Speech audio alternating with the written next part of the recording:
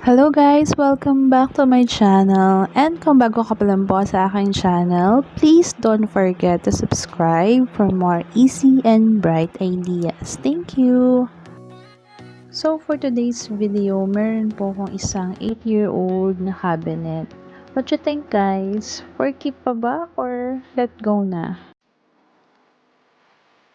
Nung naglilinis ako, napansin ko yung cabinet na to na sira na yung sa may pintuan niya. Yung mga ganito kasing cabinet, disposable cabinet lang 'to.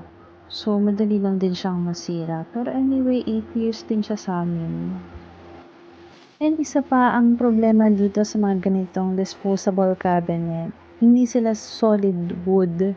Kaya ang problema sa kanya, kapag napatungan mo yung gitna nito ng medyo mabigat, lumulundo siya. Yun ang pangit lang sa ganitong mga cabinet.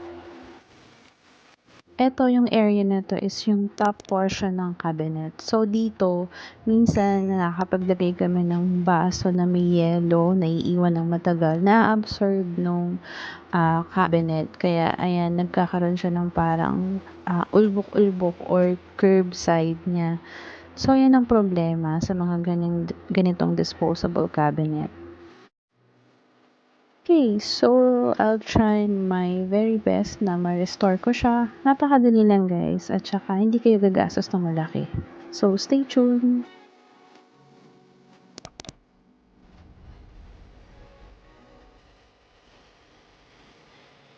Ito, nagupit ko na po yung PVC wallpaper.